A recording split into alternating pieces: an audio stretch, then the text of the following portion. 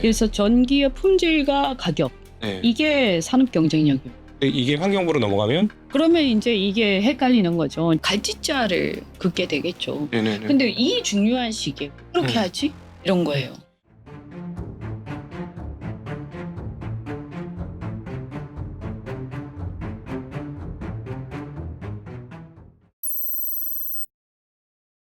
안녕하십니까. 칭시각도TV 시청자 여러분 반갑습니다. 오늘 아주 귀한 분 더불어민주당의 산업통 경제통 이현주 의원님 모셨습니다. 네, 안녕하세요. 네, 안녕하세요. 저희 이 투자자 입장에서는 꼭 필요한 의원 중에 한 분이 아니신가 하는 생각이 드는데 오늘 대담을 들어보시면 제가 왜 이렇게 얘기하는지 잘 느끼실 수 있을 것 같습니다. 뭐 첫 번째 이슈부터 한번 이야기하고 싶은데요. 최근에 한국에서 글로벌 산업 흐름과는 조금 상치되는 그런 일들이 이루어지고 있다. AI가 난리가 나면서 네. AI 이코르 전력 문제. 전력 안 쓰면은 못 가는 건데 에너지 발전 관련된 사업부를 기존의 산업부에서 환경부로 옮긴다는 말이 있습니다. 환경부는 원래 규제하는 곳이에요. 네. 그래서 환경 측면에서 뭔가가 환경을 훼손하는 것들에 대해서 규제하고 감시하는 역할이기 때문에 사실 에너지하고 상극이죠. 에너지 진흥을 우리는 해야 되고 도대체 에너지 패권 경쟁 시대에 우리가 살아남기 위해서 정말 절박하게 엑셀을 밟아야 되는 이 시대에 네. 환경이 중요하지 않은 건 아니지만 네. 환경대로 환경부에서 견제를 하면 될 일이지. 일단 모든 것은 뭡니까? 비용입니다. 결국에는 데이터 센터를 짓는 데서 가장 중요한 고려해서 전기 요금이 얼마냐. 왜냐하면 24시간 돌려야 되거든요. 그런데 우리나라의 전기 요금 굉장히 비싼 상황이고요. 이게 왜 이렇게 됐냐면 수요를 공급이 따라가지 못하는 상황이 왔고 이런 상황 속에서 과거에 이제 어쨌든 탈원전 이제 그런 어떤 여러 가지 해프닝도 있었고요. 결국에는 철회가 됐지만 그런 과정에서 또 그다음에 전쟁, 우크라이나 전쟁과 여러 가지가 있으면서 사실은 이제 석탄 화력뿐만이 아니라 이제 탈원전 이런 것들이 벌어지게 되면 그러면 어떻게 됩니까? 에너지의 소모량은 굉장히 늘어나는데 이것을 그렇죠. 보완해야 되지 않습니까? 보충해야 되죠. 그러면 이게 대체를 무엇이 할 것이냐? 결국 할 수 있는 것은 만만한 게 LNG입니다. 네. 근데 LNG 가스는 국제 가격 자체가 굉장히 높죠. 높고요. 네. 네, 비쌉니다. 일단 그런데다가 전쟁이 일어나거나 어떤 이런 상황이 벌어지면 굉장히 급등을 합니다. 그래서 독일 산업이 지금 추락한 거죠. 네. 그래서 우리도 마찬가지로 그래서 한때 그런 여러 가지 어떤 우여곡절을 겪으면서 LNG 수입으로 대체가 되면서 사실은 전기요금 인상 요인이 발생했는데 네. 이것을 막 인상을 하게 되면 여러 가지 문제가 생기니까 인상을 못하고 꾹꾹 참아서 그걸 어디다 전가시켰냐? 한전에다가 전가를 시켜서 한전이 수십조의 적자를 지게 된 거죠. 그렇죠. 그런 상태에서 이제 윤석열 정부가 들어섰는데 윤석열 정부도 정확하게 그러면 전기요금 우리 올려야 된다. 이렇게 우리는 이것을 극복해 나가겠다라고 해야 되는데 그렇게 하지 못하고 전기요금 일반 우리 시민들의 눈치를 보면서 주거용을 안 올렸어요. 예. 그러다 보니까 그럼 어디에다 전가를 시켜야 되잖아요. 산업용에 전가시켰습니다. 원래 같은 전기라도 산업용이 더 싸야 됩니다. 네. 왜냐하면 더 많은 양이 더 한꺼번에 들어가기 때문에 네. 규모의 경제의 원칙에 원리에 의해서 산업용 전기요금이 쌀 수밖에 없거든요. 약간 도매라는 개념이죠. 많이 쓰니까. 그렇죠. 그리고 이제 주거용은 지류로 들어가잖아요. 전기 이제 송전망 자체가. 그러니까 약간 중간에 손실되는 것도 또 좀 있을 테고. 네. 경제성이 낮은 거죠. 네네. 그래서 어쨌든 그런 상황 속에서 주거용을 못 올리고 산업용이 전가시키면서 2023년에 70% 이상 올렸습니다. 많이 올랐네요. 엄청 올랐죠. 그래서 지금은요. 미국의 일부조보다 우리가 더 비쌉니다. 예전에 포스코 전기로 뭐 이런 거 그다음에 태양광 옛날에 그 동양제철 뭐 이게 왜 그렇게 떴냐? 우리가 전기세가 워낙 전기 요금이 저렴했기 때문에 그렇다. 그렇죠. 옛날에 쌌죠. 아주 옛날도 아닌데 10년 전인데. 근데 10년 사이에 엄청나게 올란 거죠. 그렇군요. 엄청나게 오르기도 했고 다른 나라들이 공격적으로 에너지 가격을 낮추려 노력을 했고 미국 같은 경우 어쨌든 수력 미시시피강 이런 데 수력이 엄청나고요. 그다음에 텍사스 같은데 그 태양광도 굉장히 싸죠. 왜냐하면 대단위로 하기 때문에. 근데 우리는 제가 예전에 SOE를 있을 때 사우디 아람코 자회사니까 거기서 태양광 회사 인수 작업을 저희가 한 적이 있었는데 그때 보니까 발전이라는 게 또 토지 가격이 또 중요합니다. 그렇죠. 토지 사용. 땅값이 되게 비싸거든요. 네, 그래서 네. 굉장히 불리합니다. 태양광 특히 불리합니다. 네네. 그렇지. 태양광은 사막 있는 나라가 무조건 위너가 될 수밖에 땅이 없겠어요. 이제 굉장히 싸고 그냥 널려 있으니 네. 땅값도 중요하고 어쨌든 이런 여러 가지에서 LNG 수입이 늘어나면서 그 비용들이 전가가 되는 과정에서 산업용이 굉장히 많이 비싸졌고 그러면 어쨌든 뭐 중국이나 동남아도 비싼 것은 당연하고 지금 현재 관세 문제 때문에 기업들이 이제 미국으로 생산 기지를 옮기는 걸 고민하는데 네. 이런 과정에서 지금 전기요금도 우리가 불리합니다.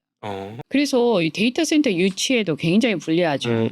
기업 입장에서 보면 과거에 인건비가 차지하고 있던 어떤 원가의 비중 여기에서 인건비보다 이제는 기계를 돌리는 데 들어가는 원가가 훨씬 더 큰 거죠. 네네. 그러면 그게 뭐냐? 전기죠. 그런데 이 전기를 그럼 앞으로 전기의 어떤 에너지의 정책의 방향은 어떻게 돼야 되냐? 네. 패권 경쟁 시대에. 사실은 그러면 지금 AI 나와서 미국도 난리가 나고 우리나라 전력 업체들이 주가가 막 하늘 높은 쪽으로 많이 올랐거든요. 네. 결국은 그건 뭐냐면 걔네 인프라가 하나도 없으니까 네. 우리 중간재 제품 갖고 가서 예를 들어 변압기라든가 등등등을 가지고 가서 쓸 수밖에 없다. 네. 그래서 한국 기업들이 좋았는데 사실은 방향성은 전기를 더 많이 생산해야 좀 생산하고 더 싸게 생산하고 네. 더 좋은 품질의 전기를 생산하고 네. 그래서 전기의 품질과 가격 네. 이게 산업 경쟁력입니다. 예. 근데 이게 환경부로 넘어가면 그러면 이제 이게 헷갈리는 거죠. 환경부라는 것은 기본적으로 규제부처죠. 네네. 그래서 기본적으로 성격상 에너지하고는 상급관계, 에너지 진흥 정책하고 같이가 네. 굉장히 어려운데 그래서 그러면 이게 제대로 되겠느냐. 예, 그리고 예. 그동안 해왔던 게 있는데 그 환경부 공무원들한테 이제부터 에너지 진흥에 힘쓰세요. 라고 한다고 해서 네네. 그렇게 되지도 않을 뿐더러 그분들이 그렇게 하는 게 맞냐. 해본 적이 없을 거 아니에요. 네, 아니 그래서 예를 들어서 환경부 분들이 발전소를 어떻게 지을 건가에 대한 노하우가 있을 리가 없잖아요. 네. 그래서 이제 어쨌든 산자부에 있던 에너지 담당들이 글리 간다고는 하지만 네. 큰 틀에서의 어떤 부처의 어떤 속성이라는 게 있지 않습니까? 네. 그래서 규제 부처의 속성이 금방 변하지 않을 것이고 그러면 이제 갈짓자를 긋게 되겠죠. 네네네. 근데 이 중요한 시기에 왜 그렇게 하지? 이런 거예요. 갑자기 전력 생산이 엄청나게 요구되는 상황으로 갑자기 바뀐 거잖아요. 네. 그러니까 7, 80년 우리 산업화하는 것처럼 새로운 전력들을 땡겨야 되는 입장인 거고 네. 지금 의원님 말씀을 들어보면 오히려 지금 기존의 LNG 중심의 고가 에너지에서 어떻게 하면 품질 좋은 저가 에너지를 할 건가를 고민해야 되는 시점. 그렇죠. 네. 네. 그런데 예를 들어 환경부가 들어와서 풍력이라든가 무슨 태양광을 한다. 이거는 절대 비싼 에너지잖아요.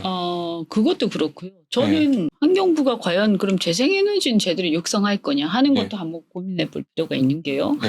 전기차와 전기버스가 바로 그 시장이 사실은 환경부로 가면서 상당히 이게 실망스럽게 네네. 굉장히 많이 무너졌는데요. 실제로 사실은 우리 입장에서 보면 전기버스든 전기차든 우리나라의 그 산업을 살리는 게 중요한 거 아닙니까? 네네. 그런데 뭐 지구를 살리자 이렇게 네네. 되면 어느 나라 거든 이렇게 보조금을 상관없이. 주게 되는 거죠. 네. 그런데 실제로 초기에 보면 중국산 굉장히 싸고 그렇기 네. 때문에 중국산이 많이 들어오면서 그러니까 지구를 살리고 환경을 살려야 되기 때문에 나라의 그런 산업 전략적 측면이 없어 굉장히 배제됐다. 네, 그런 것들이 고려가 잘 안 되는 거죠. 근데 네. 그런 것은 사실은 환경부의 어떤 속성이기 때문에 저는 그분들을 뭐라고 할 수는 없다고 생각해요. 근데 그걸 환경부에 갖고 온 잘못이. 갖고 간 게 잘못인 거죠. 그것을 결국에는 목표가 뭐냐가 중요한데 결국에는 우리가 대한민국 땅에다가 어느 나라 차든 간에 전기차와 전기버스를 쫙 깔겠다가 중요한 거냐 네. 아니면 한국산 전기차와 전기버스를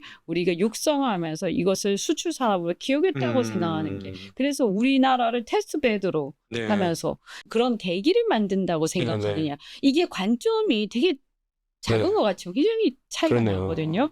그래서 전기버스 시장이 대표적인데요. 중간 크기의 전기버스 같은 경우에는 이제 완전히 외국산 전기버스에 100% 이제 중국산으로 바뀌었다. 한국산은 아예 없어졌다. 거의 없어졌죠. 그리고 대형 버스도 굉장히 높은 비율이에요. 굉장히 높아졌고요. 특히만 중국산이죠. 그리고 왜냐하면 이제 싸니까 네네. 어쩔 수 없이 그렇게 되는데 똑같이 보조금 주면 그렇게 되는 거죠. 그래서 제가 그쵸. 차라리 보조금 없애라 이런 얘기까지 했어요. 왜 네네. 우리 세금 가지고? 이제 다만 이제 수소 전기 버스 같은 경우에는 상당히 지금 잘하고 있어요. 네네네. 현대차가. 네. 근데 현대차가 수소차에 옛날부터 많이 했기 때문에 네. 그렇긴 합니다. 현대차 우리 주주분들 너무 실망은 하시지 마시고. 근데 어쨌든 그래서 정책의 방향을 어떻게 설정하고 어떤 프레임을 가진 부처에다가 어떤 정책을 하느냐가 저는 매우 중요하다.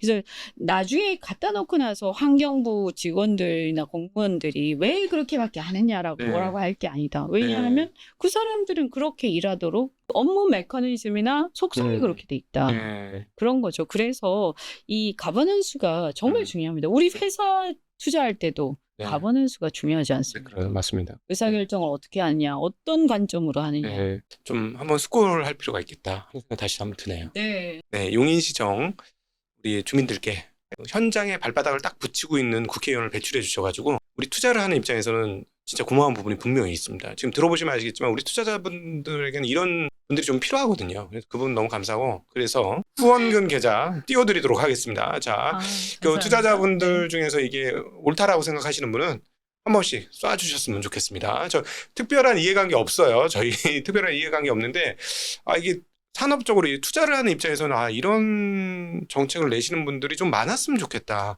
하는 바람에서 저희가 후원 계좌 띄워드릴 테니까요. 송금 버튼을 한번 눌러주시면 좋을 것 같습니다. 자, 이렇게 해서 1부 마치도록 하고요.